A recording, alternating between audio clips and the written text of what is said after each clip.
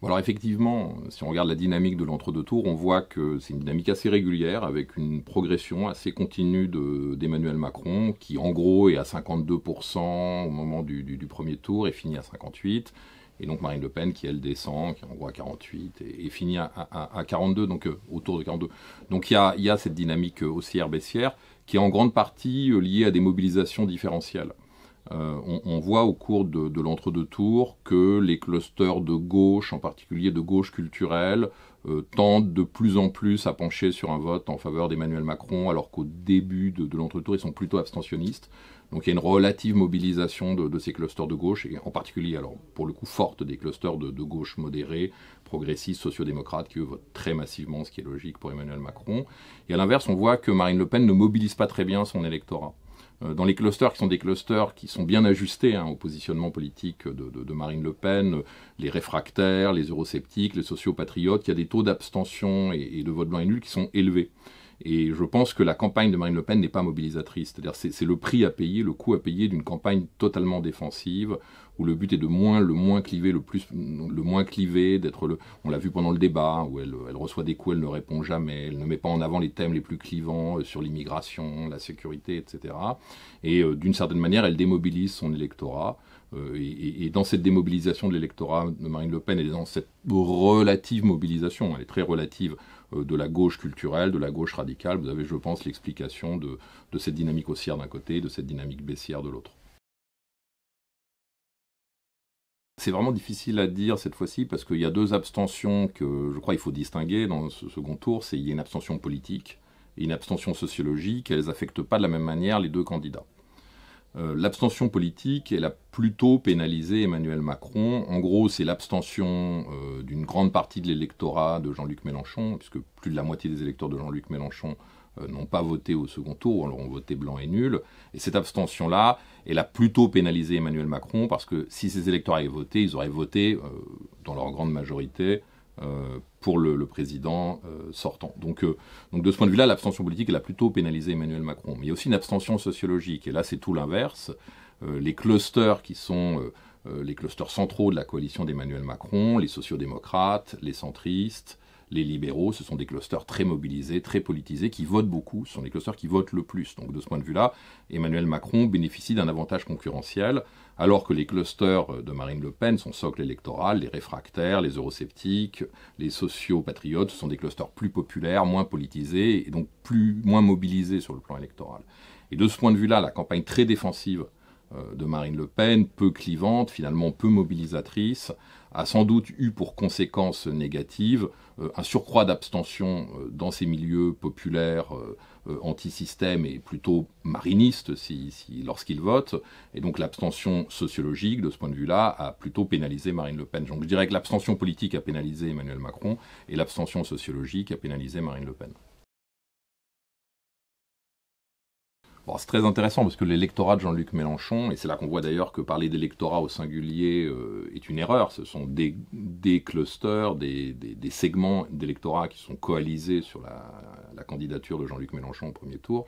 Cet électorat a voté de manière très différente. Alors déjà, il y a en gros une moitié des électeurs de Jean-Luc Mélenchon qui n'a pas choisi au second tour, 54% dans notre étude du jour de vote de dimanche dernier, qui déclarent s'être abstenus ou avoir voté blanc et nul. Donc déjà, il y en a 1 sur 2 en gros qui n'a pas choisi entre Macron et Le Pen. Et parmi ceux qui ont voté, en gros, c'est 2 tiers, 1 tiers. Donc vous avez 2 tiers qui ont voté pour Emmanuel Macron et 1 tiers qui a choisi Marine Le Pen. Alors quand vous regardez par cluster, vous comprenez très bien ces différences. On va partir du plus simple, les clusters de gauche modérée, les progressistes, les sociodémocrates qui ont voté pour Jean-Luc Mélenchon, sans doute principalement dans une logique de vote utile, ceux-là ont massivement voté pour Emmanuel Macron.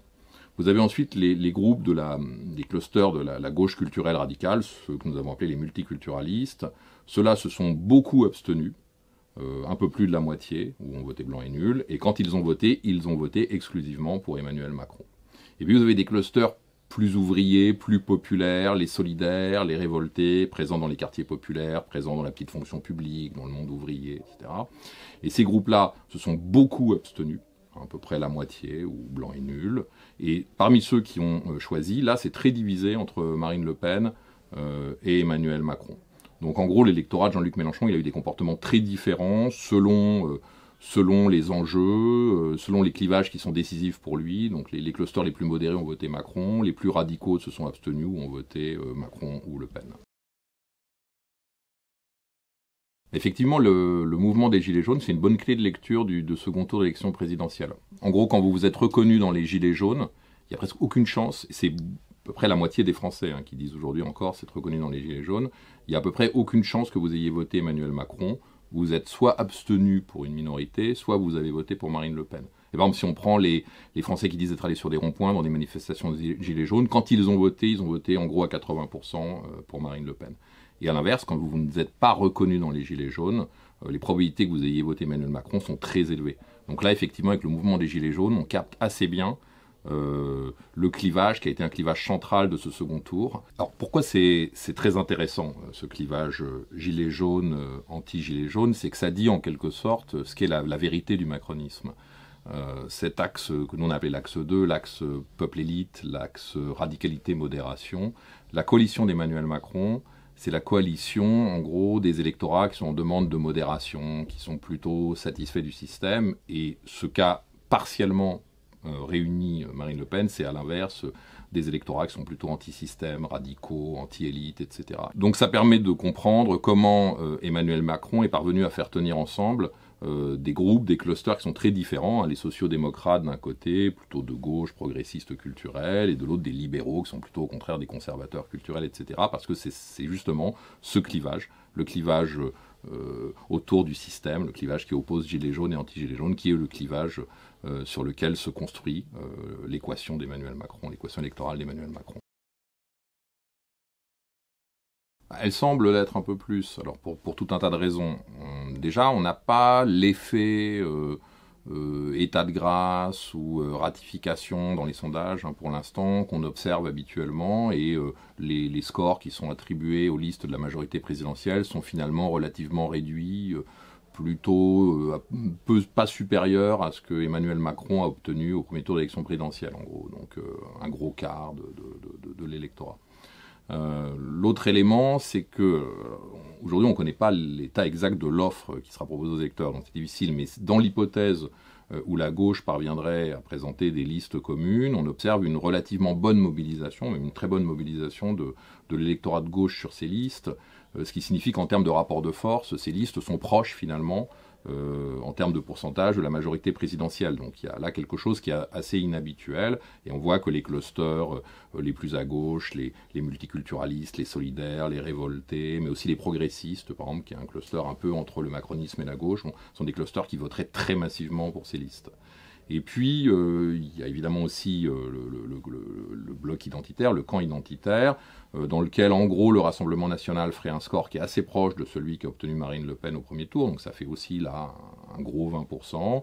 Reconquête ferait à peu près, là aussi, le score d'Éric Zemmour, un peu moins. Les Républicains seraient très affaiblis, donc tout ça crée une sorte d'incertitude qui fait qu'effectivement, ces élections législatives ne seront peut-être pas autant que d'habitude des élections de ratification du scrutin présidentiel. Alors, il y a un autre élément qui joue aussi, je crois, c'est que d'une certaine manière, les électeurs ont été un peu frustrés de campagne avec son présidentiel qui a été un peu écrasé par l'Ukraine, par la Covid, par tout un tas d'éléments, l'absence de présence dans la campagne du président de la République. Donc je crois qu'il y a encore, plus que d'habitude, un désir de campagne et un désir d'élection. Et donc ça crée aussi un contexte qui est un peu différent par rapport à ce qu'on observait précédemment.